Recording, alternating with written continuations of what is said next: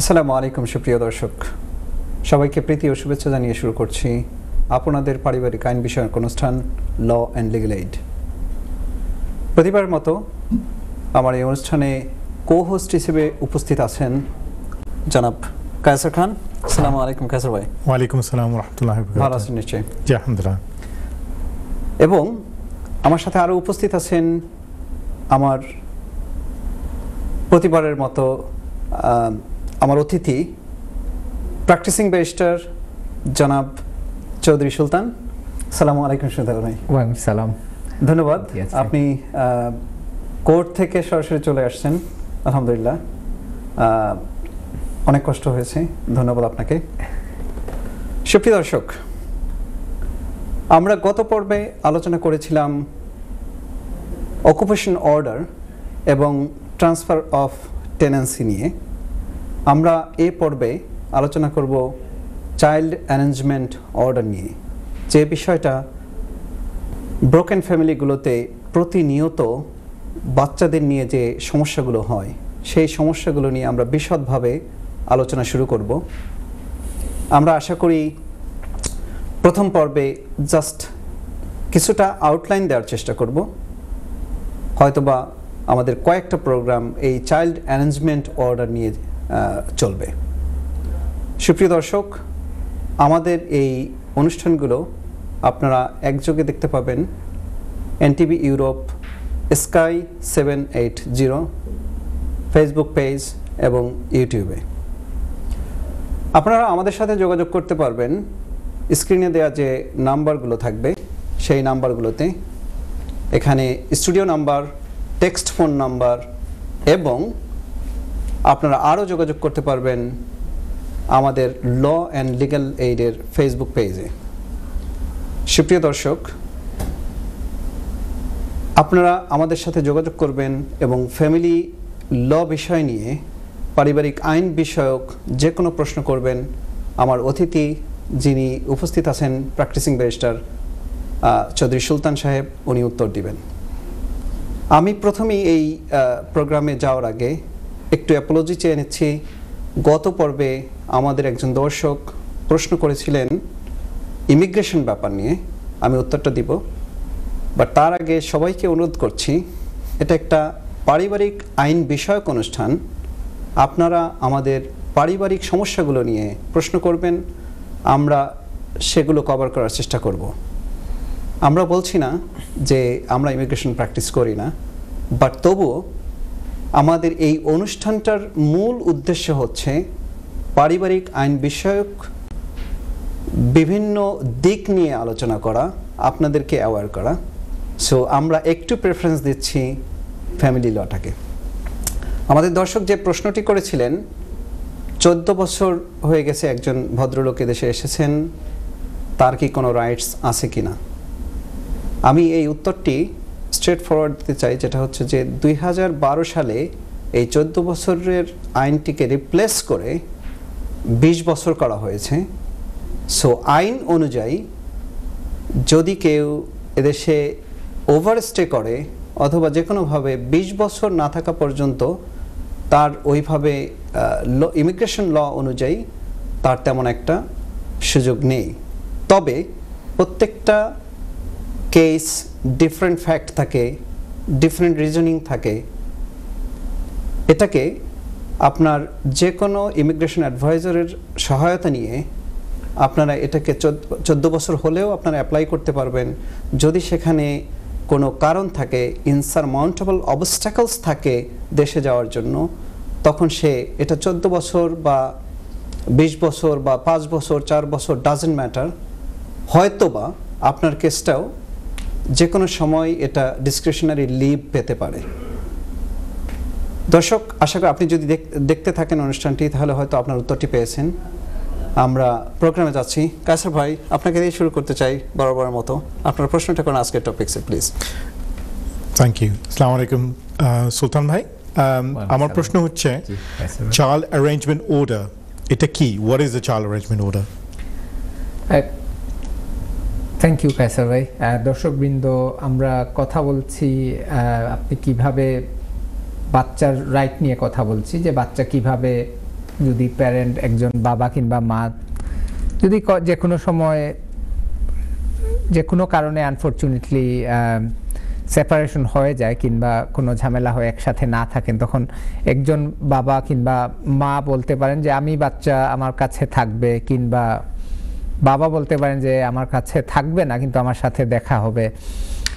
এই জিনিসগুলা so contact যে একটা চাইল্ড অ্যারেঞ্জমেন্ট অর্ডার হচ্ছে, এটা একটা লতে যে চিলড্রেন অ্যাক্ট 1989-এ যে ডিটারমাইন করে যে একটা বাচ্চা কার সাথে থাকবে, বাবার সাথে মার সাথে কিংবা দুজনের সাথেই থাকবে কিনা, এবং কত সময় বাবার সাথে কাটাবে, কত সময় মার সাথে কাটাবে, এবং আরও অনেক জিনিস আছে, যেমন আপনার কোন স্কুলে যাবে, কোন স্কুলে যাবে, আপনার দেশের বাইরে যাবে কিনা, কোথায় কোন সময় কাটাবে, তারপরে আপনার অনেক সময় নাম চেঞ্জ করা নিয়ে, স্কুলিং নিয়ে, যে বাচ্চা কোন স্কুলে যাবে, কোনো মেডিকেল ট্রিটমেন্টের সময় এটা কি বাবার মতামত লাগবে কিনা, এই ধরনের জিনিসগুলোকে রেগুলেট করে একটা চাইল্ড অ্যারেঞ্জমেন্ট অর্ডার। সুতরাং ভাই, তাহলে মেইনলি কি আমি যদি ঠিকমতো বুঝে থাকি, সেটা হচ্ছে যে মেইনলি রেসিডেন্সটা কার, লিভিং প্যারেন্টসকে হবে, আর আদার প্যারেন্টের রাইটসটা কি থাকবে, মূলত তো এটাই মিন করে নাকি? মানে আমরা যেটা বুঝি যে এটাই হয়ে থাকে যে কার সাথে থাকবে, কিন্তু এটাও ইম্পর্টেন্ট যে বাবার সাথে কিংবা মার সাথে কত সময় কাটাবে। এবং এইটা প্যাটার্ন যদি অনেক সময় আনফরচুনেটলি দেখা যায় বাবা মা এগ্রি করতে না পারেন, কিংবা নামকরণ নিয়ে সমস্যা হচ্ছে, স্কুলিং নিয়ে সমস্যা হচ্ছে, তখন ইমতিয়াজ ভাই এই জিনিসগুলো তখনই একটা কোর্টের অর্ডার দরকার হয়, যে যখন এগ্রিমেন্টের বিষয়টা থাকে, জি, তখন যে বাবা মা কেউ এগ্রি করতে পারছে না এই ব্যাপারে, বলছে যে একজন বলছে একটা, আরেকজন বলছে আরেকটা, তো এই ধরনের সমস্যা হলে তখনই জিনিসটা কোর্টের কাছে চলে যাবে, যে কোর্ট তখন একটা ডিসিশন দিবে এই ব্যাপারে। আমি আরেকটা প্রশ্নে যাব, সেটা হচ্ছে যে এটা কি শুধুমাত্র প্যারেন্টসদের ভিতরে এই ডিসপিউটটা হয়, না family members could have involved with this? মানে জেনারেলি যেটা হচ্ছে, চাইল্ড অ্যারেঞ্জমেন্ট অর্ডারটা অ্যাপ্লিকেশন করতে পারবে যাদের প্যারেন্টাল রাইট আছে, বাবা কিংবা মা, কিন্তু এটা যদি যে দাদা কিংবা নানা অ্যাপ্লাই করতে চান তাহলেও এটা পসিবল, কিন্তু প্রথম রাইটটা আসে বাবা এবং মার। দাদা, নানা কিংবা সৎ বাবা এরকম যদি অ্যাপ্লিকেশন করতে চান, তখন কোর্টের পারমিশন লাগবে। কোর্টের পারমিশন নিয়ে এবং আপনি এটা এক্সপ্লেন করতে হবে যে কেন আমি নানা হিসাবে আমি চাচ্ছি। অনেক সময় দেখা যায় হয়তো আনফরচুনেটলি বাবা কিংবা মা মারা গেছেন, এখন দেখা গেছে একটা অ্যাপ্লিকেশন না করলে হয়তো নানার বাড়ির সাথে কিংবা দাদার বাড়ির সাথে আর বাচ্চার হয়তো সম্পর্ক থাকবে না। অনেক সময় যেটা হয় আবার সেকেন্ড ম্যারেজ হয়ে যায়, তো অনেক সময় দেখা যায় যে বাচ্চা নানা নানি হতে চাচ্ছেন যে না আমাদের সাথে একটা অ্যাটাচমেন্ট থাকুক, কিন্তু দেখা যাচ্ছে সেটা অনেক কারণেই হচ্ছে না। তো এই ক্ষেত্রে অ্যাপ্লাই করতে পারবেন। আপনি বলছিলেন প্যারেন্টাল রেসপন্সিবিলিটি, এই জিনিসগুলো আমাদের দর্শকরা একটু প্যারেন্টাল রেসপন্সিবিলিটিটা আসলে কিভাবে বুঝবো যে আমার প্যারেন্টাল রেসপন্সিবিলিটি আছে? প্যারেন্টাল রেসপন্সিবিলিটি অনেক সময় যেটা হয়, আপনার ফার্স্ট জিনিস হচ্ছে যে আপনার বাবা মা থাকলে, এইটা ম্যারিড প্যারেন্টসের ক্ষেত্রেও হতে পারে, আবার ধরেন আনম্যারিড যেটা এই দেশে হয়ে থাকে আমাদের এইখানে আইনে যেটা বলা হচ্ছে সিভিল পার্টনারশিপ কিংবা অন্যান্য যে কোনো ভাবে, যে এটা যদি হয় ফার্স্ট অফ অল যে বার্থ সার্টিফিকেটে বাবা কিংবা মার নাম আছে কিনা। মার নাম তো অবশ্যই থাকবে, বাট বাবার নামটা আছে কিনা। তো অনেক সময় দেখা যায় যে নাই, এর মানে নয়, এটা নয় দর্শকরা যে তার মানে যে বাবার প্যারেন্টাল রাইটস নাই। অনেক সময় যেটা হয়, এটা নিয়ে যদি ডিসপিউট থাকে যে কেন বাবার নাম যেহেতু নাই বার্থ সার্টিফিকেটে, এই জন্য যে বাবার রাইট না, এটা ঠিক না। অনেক সময় যদি এটা প্রমাণিত হয় যে না ওই সময় বাবা মা একটা রিলেশনশিপে ছিল কিংবা ওনারা ম্যারিড ছিল, কিংবা এটা নিয়ে যদি ডিসপিউট হয়, তখন যে ডিএনএ টেস্ট করে সেটা ইজিলি ডিটারমাইন করা যাবে যে আসলেই যদি কেউ বলে থাকেন যে বাবা সত্যি কিনা সেটা মানে কনক্লুসিভলি একটা সায়েন্টিফিক টেস্ট করে সেটা বের করা যাবে। Okay, Okay. I got a sorry, Kasur, but before I go to you, That's fine. before I go to you, I got a question from the text. Oh, that's good. Someone is asking, যে আপনার birth সার্টিফিকেটে বাচ্চার নামটা নাই, বাবা মানে বাচ্চার বাবার নামটা নাই, জি, তো সেক্ষেত্রে মা কি এটাকে অপোজ করতে পারবে, বা মায়ের এক্ষেত্রে কতটুকু রাইটস আছে? আই থিঙ্ক আমি দর্শক থ্যাংক ইউ প্রশ্নটার জন্য, খুবই রেলেভেন্ট যে এই প্রশ্নটা আসছে, আমরা এটা নিয়েই কথা বলছি। যে প্রথমে যেটা হচ্ছে, তখন যদি বাবা মা ম্যারিড থাকে এটা হচ্ছে একটা ব্যাপার, তখন অবশ্যই বাবা বলতে পারবে আমি তখন ম্যারিড ছিলাম, কিংবা রিলেশনশিপে থাকে। অনেক সময় দেখা যায় যে এই দেশের আইনে যে আমাদের যে নিকা কিংবা মুসলিম ম্যারেজ যেটা এই দেশের আইনে, তো সেটাকে একটা ভ্যালিড ম্যারেজ বলে না, যে সিভিল রেজিস্ট্রি বলে। তো এটা যদি কখনো কোনো ডিসপিউট থেকে থাকে, এটা কোর্ট এটা নিয়ে একটা ডেক্লারেশন দিতে পারবে। তাহলে বাবাকে আপনি বলতে চাচ্ছেন যে বাবাকে যদি মা কনসেন্ট না দেয়, তাহলে বাবাকে অ্যাপ্লাই করে কোর্ট থ্রুতে এটা পারমিশন নিয়ে তারপরে অ্যাড করতে হবে। Am I right to say that? জি, তখন অ্যাপ্লিকেশন করতে পারবেন। অ্যাপ্লিকেশনে গেলে তখন যে সময় কোর্টে যাবে তখন কোয়েশ্চন আসবে, প্রশ্ন করা হবে যে তখন তো আপনারা ম্যারিড ছিলেন, তাহলে আপনি কেন বলছেন যে বাচ্চার বাবা সে না, অথবা বাচ্চার বাবার নাম কেন আপনি ইনক্লুড করবেন না? হ্যাঁ, এটা বাচ্চার রাইট, এইটা রাইট। অনেক সময় ইনক্লুড না করলে সেটার জন্য আপনি কোর্টে যেতে পারবেন যে আমার বার্থ সার্টিফিকেটে আমার নাম নাই, তো আমি চাচ্ছি আমার ছেলের নাম কিংবা মেয়ের নাম। হ্যাঁ, কারণ এটা অনেক সময় একটা বাচ্চার জন্য আইডেন্টিটির ব্যাপার হয়, এবং উল্টোটা অনেক সময়। যেমন আমি তো অবশ্যই এটা প্রাইভেট কেস, আমি আজকে বলবো না, যে আজকে একটা কেস ছিল যে নাম উল্লেখ না করে বলছি যে মা অ্যাপ্লিকেশন করেছে যে বাবার সারনেম সরিয়ে ফেলার জন্য, এবং বাবা এটা জানতোই না যে মানে ফার্স্ট টাইম যে সময় আমি ব্যারিস্টার হিসেবে কোর্টে গেলাম, যে আমি এর আগে বাবা প্রায় মানে রাজি হয়ে গেছিল যে মার প্রপোজালে, যে আদার সাইড বলছে যে বাবাকে আমি পরে বুঝালাম যে এটা অবশ্যই যে এটা বাবার রাইট আছে এবং সারনেম। এখন কোর্ট বলছে যে না, এটা কেন হবে, যে সময় অ্যাপ্লিকেশনটা করা হয়েছে যে মা বলছে যে বাবার সারনেম সরিয়ে দিবে, কোর্ট এখন বলছে যে এটা তো হওয়ার কথা না, এটা মানে সারনেমটা বাবার যে সারনেম অলরেডি বার্থ সার্টিফিকেটে আছে সেটাই থাকবে। So it's an interesting thing, because isn't it actually the child's rights on this issue specifically of having the father's name? I know apni discuss kortechen both the mother and the potential father and their rights of the name of the father being named in the birth certificate, but what about the child's rights to know and have the name of the father on their birth certificate, for like you touched on the need for identification? Yes, so or to know who is the father is. Exactly. So when there is an estranged marriage or breakup or whatever, and this, you know, there's a lot of times people go looking for their fathers, right? Or, you know, so what about the child's right to have their father named on the birth certificate?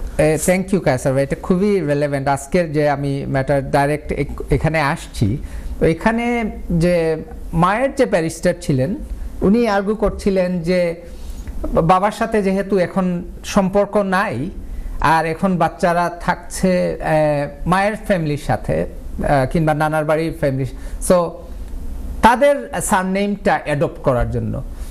তো এখানে court, আমি objection দিয়েছি এবং court বলেছে যে বাবার যে হেরিটেজটা, বাবার যে পরিচয়টা, সেটা কোথায় থাকলো তাহলে?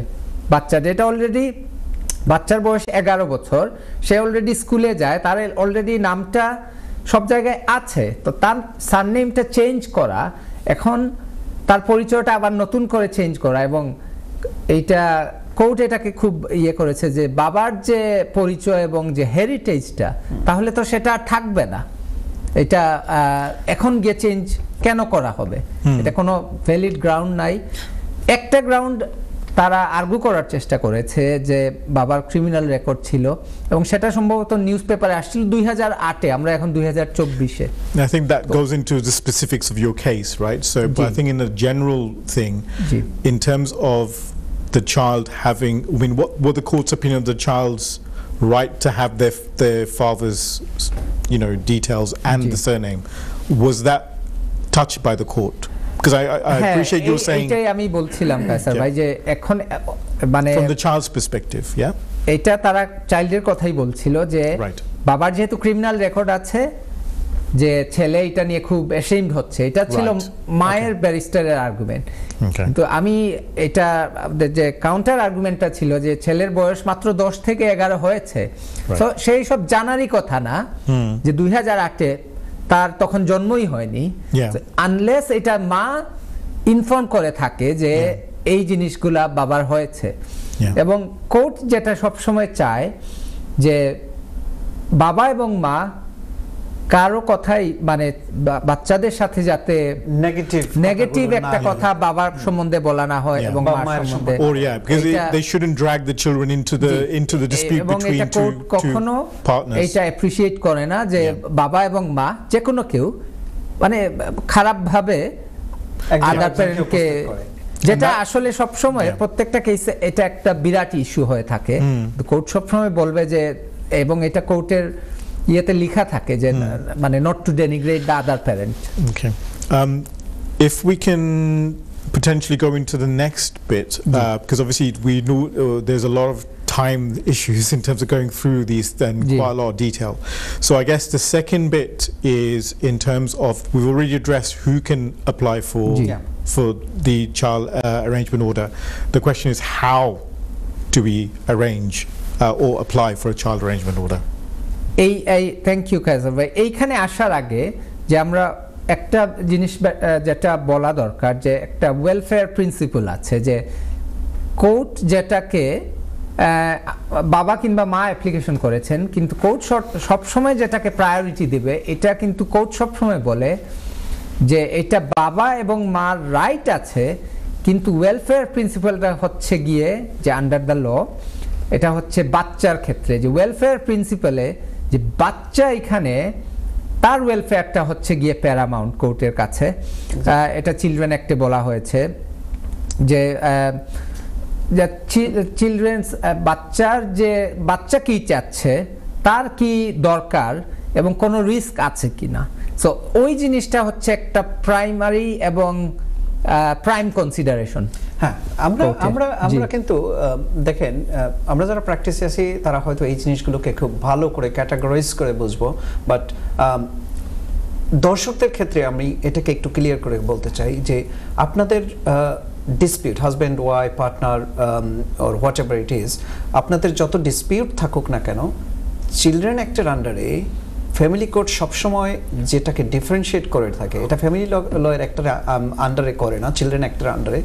তো এখানে সবসময় অর্ডারগুলো হয় বা যে কোনো এই পুরো প্রসিডিংসটাই অফকোর্স চাইল্ড ফোকাসড হতে হয়, এবং কোর্ট যেটা প্যারামাউন্ট কনসিডারেশনে নেয় সেটা হচ্ছে যে wellbeing of the children, welfare of the children, welfare of the children, wellbeing of the children. So এই জায়গাগুলোতে আমাদের নিজেদের মধ্যে যত কিছুই ডিসপিউট থাকুক না কেন, কোর্ট দেখবে বাচ্চাটা সেফ কিনা, বাচ্চার কন্ট্যাক্টটা বাচ্চার বেড়ে ওঠার জন্য কতটুকু জরুরি, এবং অফকোর্স লিভিং প্যারেন্টস যার সাথে বাচ্চাটা থাকে তারও অনেক দায়িত্ব থাকে, যে কিভাবে সে আদার প্যারেন্টের জন্য ওই বাচ্চাটাকে অ্যাকোমোডেট করে দিবে, যে বাচ্চা যাতে পর্যাপ্ত কন্ট্যাক্টটা পায় যদি সেখানে আনসেফ কোনো সিচুয়েশন না থাকে।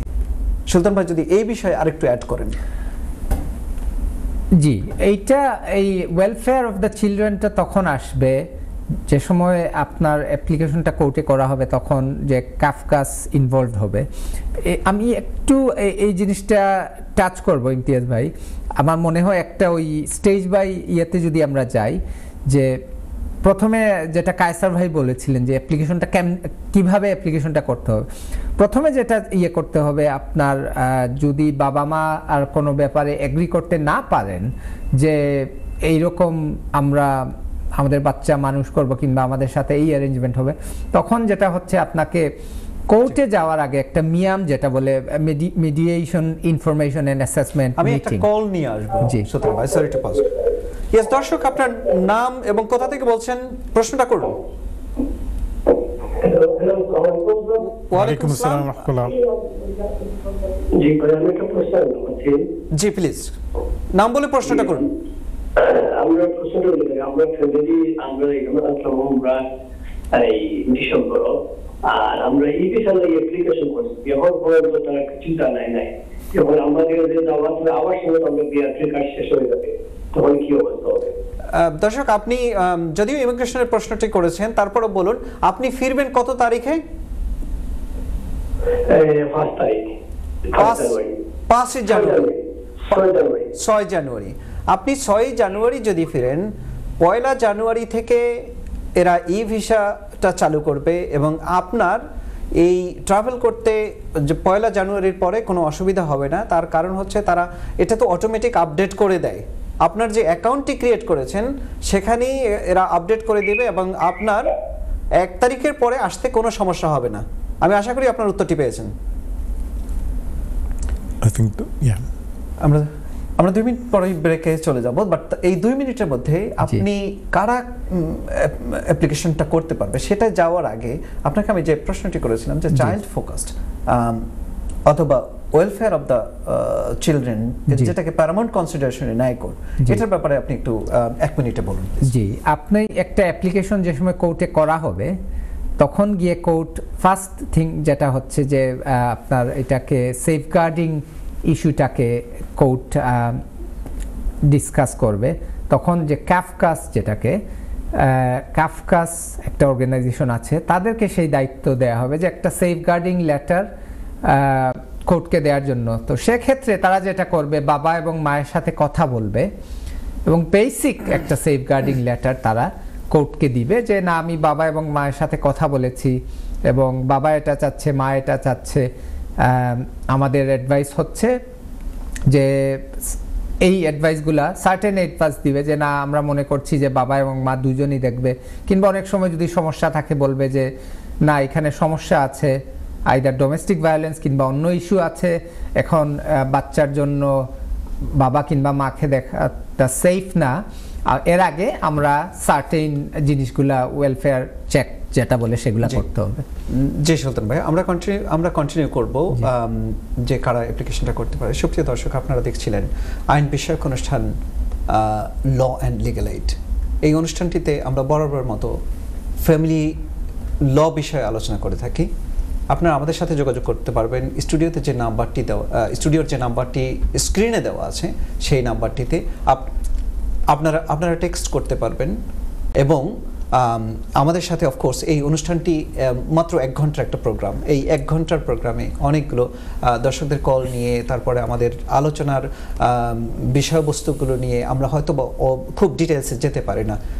এবং আপনারা জানেন যে এই অনুষ্ঠানটি একটা গাইডেন্স দেওয়া হয়। এই অনুষ্ঠানে আসলে সম্পূর্ণভাবে লিগ্যাল অ্যাডভাইস দেওয়ার যে সুযোগটা আমাদের থাকে না, কারণ হচ্ছে প্রত্যেকটা ফ্যাক্ট, প্রত্যেকটা ঘটনা আলাদা এবং প্রত্যেকটা ঘটনার বিষয়ে আমরা এই বিষয়গুলো নিয়েই আলোচনা করব। এটি আপনাদের পারিবারিক আইন বিষয়ক অনুষ্ঠান। আপনারা দেখতে পাচ্ছেন এনটিভি ইউরোপ, স্কাই 780, ফেসবুক এবং ইউটিউবে। আমরা কথা বলছিলাম চাইল্ড অ্যারেঞ্জমেন্ট অর্ডার নিয়ে। কাছা ভাই, আপনার প্রশ্নটা কি ছিল, একটু যদি আবার কন্টিনিউ করেন। Ji, so I think Amadir Darshok had a question, so that's the reason why we got things. So the question again, Sultan Bhai, is how do we apply for a child arrangement order? Bearing in mind that actually in some of the government statistics on this, in 2023 on the second quarter, which is basically between July and September, they cleared almost just under 30,000 cases, and they actually filed just over 16,500 cases. So it's actually, as a statistics, it's actually quite an important factor. So inshallah, so if we can answer the question that I think you were trying to answer before. জি, thank you Kaiser ভাই। প্রথমে যেটা দর্শকবৃন্দ, যে কোর্টে যাওয়াটা আসলে খুব একটা ডিজায়ারেবল না, এই কারণে তো আমার মনে হয় যে আপনারা যদি বাবা মার ভেতর যে এই জিনিসটা যদি সমাধান করে ফেলা যায় সবচেয়ে ভালো, কিন্তু অনেক ক্ষেত্রে সেটা হয় না, না হলে কেউ কোর্টে যাইতো না, কোর্ট হয়তো এবং আমাদেরও দরকার হতো না, বাট আনফরচুনেটলি কোর্টে অনেক কেস হচ্ছে, বাবা মা এগ্রি করছেন না বাচ্চার ব্যাপারে, এটা বাচ্চার জন্যও খারাপ, কিন্তু আনফরচুনেটলি এই সময় কোর্টে যাবে। কোর্টে যাওয়ার আগে আপনারা যদি আউট অফ দ্য কোর্ট কোনো মীমাংসা করতে না পারেন, তখন যেটা করতে হবে আপনাকে মিয়াম, একটা যেটা mediation information and assessment meeting বলে মিয়াম, সেটার জন্য আপনি লোকাল একজন মিডিয়েটরের মাধ্যমে ট্রাই করতে হবে যে না আমরা এটা মিডিয়েশনের মাধ্যমে বাবা মা এটা কোর্টে না গিয়ে সমাধান করব। অনেক সময় সেটা হয় না, এবং ইমতিয়াজ ভাই জানেন যে সম্ভব হয়ে ওঠেও না, কারণ যদি ডোমেস্টিক ভায়োলেন্স থাকে। হ্যাঁ, এই যে ডোমেস্টিক ভায়োলেন্সটা একটা অনেক ইস্যু, যে বাবা মার মাঝে সম্পর্ক এরকম না যে একসাথে বসে মীমাংসা করা যাবে, ওই সম্পর্কটা হয়তো অনেক কারণে ডোমেস্টিক ভায়োলেন্স কিংবা অন্যান্য কারণে নষ্ট হয়ে গেছে। তো সেক্ষেত্রে যেটা হবে আপনাকে ওইটা মানে বাইপাস করে যেতে হবে, মিয়াম না করে সম্ভব। আদারওয়াইজ যে আপনি মিয়ামের মিডিয়েশন ট্রাই করেছেন, দেখা গেছে বাবা কিংবা মা বলছে না আমি মিডিয়েশনে বসবো না, আমি I will see you in the court. তো অনেক সময় কোর্টে তখন আপনাকে যেটা করতে হবে যে একটা অ্যাপ্লিকেশন ফর্ম আছে C-100 অ্যাপ্লিকেশন ফর্ম, সেটা অ্যাপ্লিকেশন ফর্মটা আপনাকে ফিল আপ করে C-100 এ যাওয়ার আগে শুধুমাত্র আমি একটু একটা বিষয় ক্লিয়ার করতে চাই, যেটা হচ্ছে যে লিটিগেশনে যাওয়ার আগে আমরা তো অনেক সময় চেষ্টা করি, বা এটা আমাদের প্র্যাকটিসের মধ্যে আছে, যে আমরা একটা প্রপোজাল পাঠিয়ে লিভিং প্যারেন্টের কাছে একটা প্রপোজাল পাঠিয়ে জানতে চাই যে সে আমি যে প্রপোজটা করব C-100 ওটা সে এগ্রি করে কি করে না, বা রেসপন্ড দেয় কিনা, এরকম একটা প্রসিডিউর মিয়ামে যাওয়ার আগেও তো এটাও তো করা যায় নাকি? জি, আমি সেই কথাটাই বলছিলাম যে আগে আপনারা মীমাংসাটা যে আপনি সেটার জন্য কোর্টে না গিয়েও যদি হয় আপনি পার্সোনালি করতে পারেন, কারো কোনো ট্রাস্টেড যদি কোনো আত্মীয় স্বজন থাকে যাদেরকে আপনারা দুজনই হয়তো রিলাই করবেন এরকম, কিংবা অনেক সময় যেটা হয় না এরকম আত্মীয় স্বজন নাই কিংবা ওই রকম সাহায্য করার কেউ নাই, আপনি সলিসিটার থ্রুতেও আপনারা এই সাহায্যটা নিতে পারবেন, যে আপনারা মিডিয়েশন করার আগে যে সলিসিটারের চিঠি দিয়ে যে এটা এগ্রি করেন কি না, অনেক সময় সেটা হয়ে ওঠে না, তো সেক্ষেত্রে আপনাকে মিডিয়েশন করে তখন কোর্টে আপনার যে C-100 অ্যাপ্লিকেশন বলে সেটা করা। সেই ক্ষেত্রে আমার মানে অ্যাডভাইসটা হচ্ছে সবসময় প্রফেশনাল অ্যাডভাইস নিয়ে অ্যাপ্লিকেশন ফর্মটা করা উচিত। অ্যাটলিস্ট আপনি যদি এটা আপনার সিটিজেন্স অ্যাডভাইস বড় হতে পারে, এইটা আপনার কোনো ফ্রি চ্যারিটি হতে পারে, কিংবা সলিসিটার, আপনার অনেক সময় লিগ্যাল এইড সলিসিটার, আপনি যদি লিগ্যাল এইড কোয়ালিফাই করেন তখন সেই থ্রুতেও আপনি অ্যাপ্লিকেশনটা করতে পারবেন। So can I actually come back? Because if, for example, before going, what we're suggesting is if one of the parents are proposing an arrangement order and they mutually agree, this is before going to court or going through a mediator, but if they do agree, is that actually still standing on a legal ground? Yeah, that's a valid question. জি, এটা একটা হচ্ছে যে অনেক ক্ষেত্রে আপনি যদি আপনি mediation করার আগে দুইজন বাবা এবং মা এগ্রি করলো যে না আমরা এইভাবে আমরা সন্তানের যে আমরা দায়িত্বটা নিব, আমাদের সাথে এইরকম, এটা যদি আপনারা এগ্রি করে থাকেন তাহলে এটাকে বলে প্যারেন্টিং প্ল্যান। সো প্যারেন্টিং প্ল্যানটা আপনি করে মানে আদার প্যারেন্টের সাথে এগ্রি করে তো এগ্রিমেন্ট তৈরি করা যেতে পারে। জি, ওইটা বেস্ট হচ্ছে সলিসিটারের থ্রুতে করলে। অনেক সময় যেটা হচ্ছে ওইটা আবার এগ্রি করে, এটা অবশ্য ইমতিয়াজ ভাই ভালো বলতে পারবেন, যে আপনি এটাকে কোর্ট থেকে যে কনসেন্ট অর্ডার বলে, এটা আপনার আমি যে ফর্মালিটিসটা আসলে আমি 100% এখানে স্পেশালাইজড যারা সলিসিটার আপনারা আছেন আপনারা বলতে পারেন যে এই ফর্মটা আপনি যে আমরা বাবা মা অলরেডি একটা এগ্রিমেন্টে রাজি হয়েছি এবং এইটা কোর্টে নিয়ে ফর্মালাইজ করা যাবে, তখন কোর্ট এটাকে এজ এ কনসেন্ট অর্ডার হিসাবে একটা ফর্ম দিয়ে ওইটাকে একটা ফাইনাল অর্ডার হিসাবে পাঠিয়ে দিবে। So that just is a way to formalize that. One একটা অপশন। নাম্বার 2 হচ্ছে মিডিয়েশনে গেলে অনেক সময় দেখা যায় যে হাজবেন্ড ওয়াইফ এর মধ্যে সম্পর্কটা ভালো, হয়তো তারা একসাথে থাকছেন না, বলবেন যে ওকে ফেয়ার এনাফ, আমরা মিডিয়েটর তো তারা কোয়ালিফাইড, তো তারা বলবে যে এই প্রপোজাল আমাদের, বা আপনি এটা বলছেন, আপনার ওয়াইফ এটা বলছে, ফর্মার ওয়াইফ কিংবা ওয়াইফ, তো আমরা যদি বোথ সাইড এগ্রি করে ফেলে তখন দর্শক এইটা বলা যায় যে মিডিয়েশন এগ্রিমেন্ট সেটা করে ফেলা যায়। রাইট।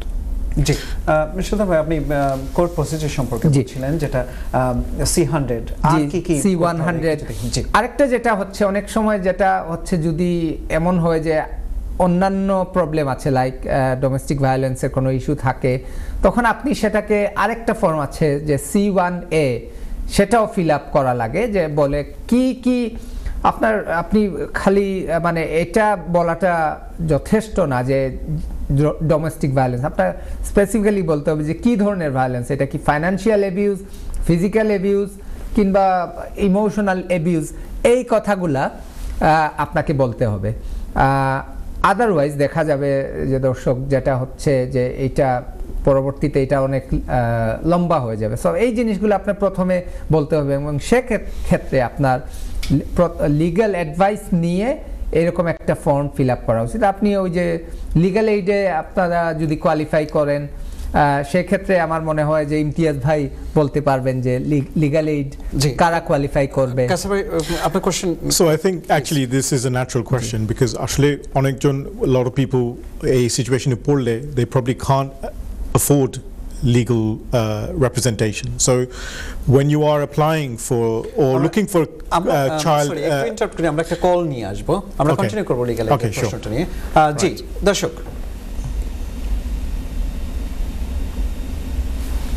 জি দর্শক, আসসালামু আলাইকুম। আসসালামু আলাইকুম। জি আপনার নামটা বলে প্রশ্নটা করুন প্লিজ। জি আমার নাম লিমা। আমার আসলে একটা কোয়েশ্চেন ছিল, ওই যে আমি ন্যাচারালাইজেশনের জন্য অ্যাপ্লিকেশন করব, বুঝছেন, তো ওখানে যে একটা ইমেজ করছে তারা যে দুইজন গেস্ট নিতে পারবো, তো আমার কোয়েশ্চেন ছিল বাংলাদেশ থাকি যে আমার আম্মা বা আমার বোন ওরকম কাউকে আনতে পারবো কিনা। থ্যাংক ইউ দর্শক, আপনাকে প্রশ্নটা করার জন্য আসলে ধন্যবাদ। এটা আমি আপনাকে বলি, আপনি যে প্রশ্নটি করেছেন এটা একটা ভিজিটর ভিসার রিলেটেড কোশ্চেন। আমি প্রশ্নের উত্তরটি দিচ্ছি, আপনার যদি সাবসিকুয়েন্ট কোনো কোশ্চেন না থাকে। আর কোনো কোশ্চেন আছে? জি না, ওইটাই। থ্যাংক ইউ, আপনি দেখতে থাকুন, আমি উত্তরটি দিচ্ছি। দর্শক, আপনারা ভিজিট ভিসার জন্য যে কোনো লেজিটিমেট কারণ দেখিয়েই আপনি অ্যাপ্লাই করতে পারবেন, কিন্তু এই অ্যাপ্লিকেশন করার ক্ষেত্রে আপনাদেরকে যথেষ্ট সতর্ক থাকতে হবে যে জেনুইন ইন্টেনশনটা কি এটা দেখাতে হবে, এবং এটা একটা বিশদ বাংলাদেশেও আপনাকে দেখাতে হবে যে লোক এই দেশে আসবে সে আবার ফিরে যাবে, তার যথেষ্ট ব্যাকহোম টাইজ আছে, যে তার ফিরে যাওয়ার যথেষ্ট কারণ আছে। সেটা হতে পারে ফাইন্যান্সিয়াল কানেকশনস অথবা ফ্যামিলিয়াল কানেকশনস। আর আপনি যে কথাটি বলেছেন সেটা হচ্ছে যে ফ্যামিলি ভিজিট, আপনার একটা ইম্পর্টেন্ট লাইফ ইভেন্টের জন্য আপনি আপনার আত্মীয় স্বজনকে আনতে চাচ্ছেন, অবশ্যই এটা সম্ভব, কিন্তু আপনাকে অ্যাপ্লিকেশনের আগে দেখতে হবে যে আপনি যে ডকুমেন্টেশনগুলো, ফাইন্যান্সিয়াল অ্যাবিলিটিস প্রমাণ করার জন্য যে কাগজগুলো দিচ্ছেন সেগুলো প্রপারলি হোম অফিসে সাবমিট করছেন, তাহলে আপনার এটা সাকসেস হওয়ার সম্ভাবনা আছে এবং এটা একটা লেজিটিমেট কারণ আপনি দেখাতে পারেন। আশা করি আপনি উত্তরটি পেয়েছেন। So coming back to the question, right? So because of financial struggle, if a parent or is looking to apply for a child arrangement order and they can't afford it, do they have access or are they eligible for legal aid?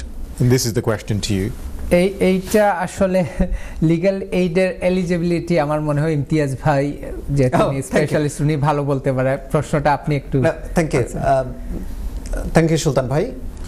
সুপ্রিয় দর্শক, আপনারা যখন family ম্যাটার্সে আমাদের অনেক wide range of legal aid আছে, but আপনারা জানেন যে legal aid for the children matter is not a straight forward, এটা অটোমেটিক কোনো রাইট না। আপনাকে চিলড্রেন অ্যাক্টের আন্ডারে আপনাকে যদি লিগ্যাল এইড পেতে হয় তাহলে সার্টেন ক্রাইটেরিয়াস আছে যেগুলো ফুলফিল করতে হবে।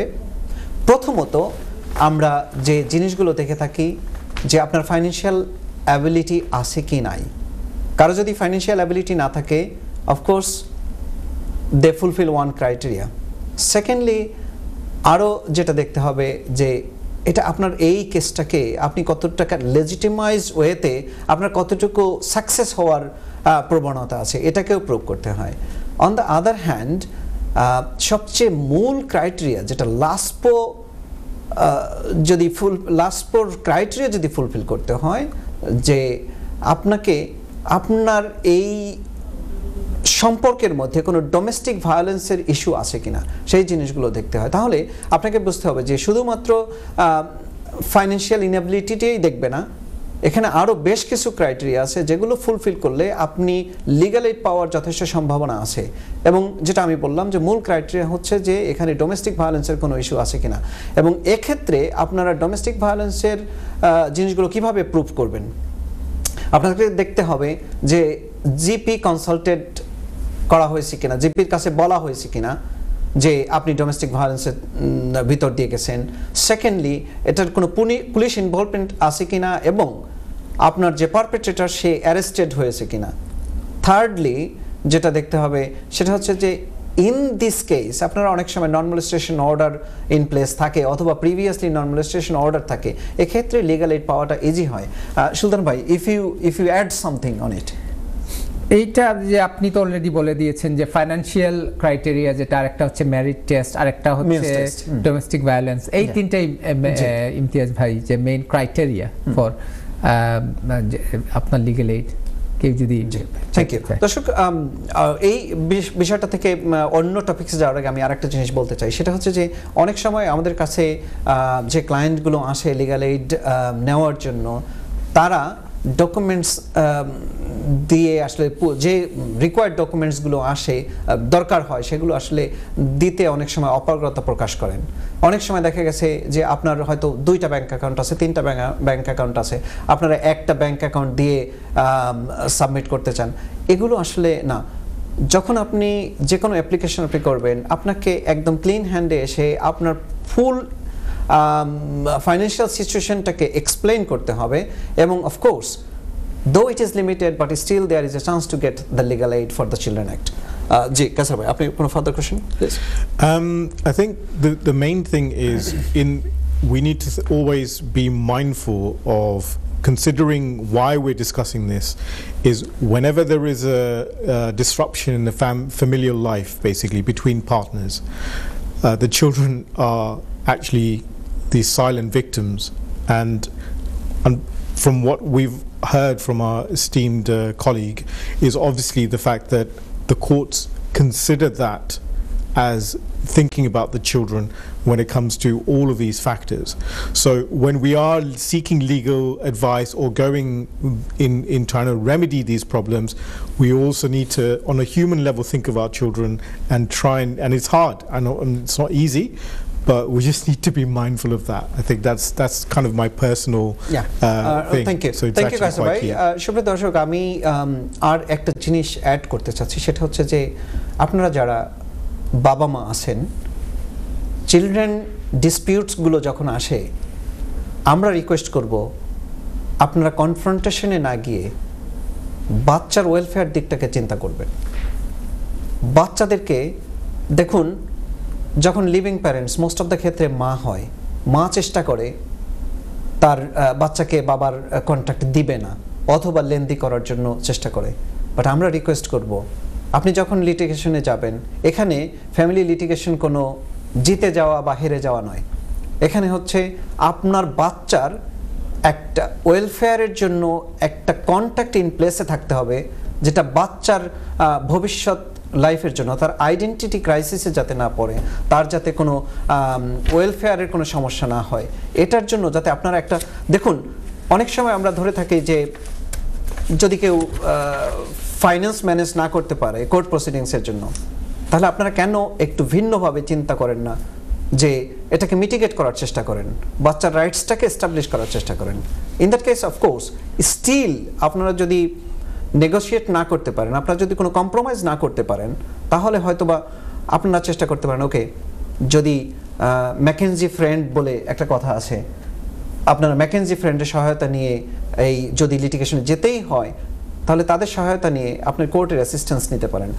সুলতান ভাই, আপনি যদি একটু সংক্ষেপে বলেন যে ম্যাকেনজি ফ্রেন্ড এটা কিভাবে কোর্টে কাজ করে।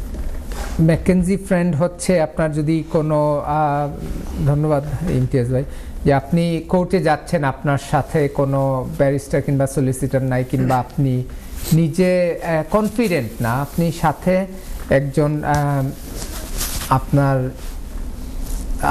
আত্মীয় স্বজন কিংবা বন্ধু বান্ধব কাউকে নিতে পারবেন। ওনারা কোর্টে গিয়ে কথা বলতে পারবে না ম্যাকেনজি ফ্রেন্ড, বাট ওনারা আপনাকে বলতে পারবে, যে আপনাকে পাশ থেকে কিংবা কানে কানে বলতে পারবে যে এই জিনিসটা কোর্টকে বলেন।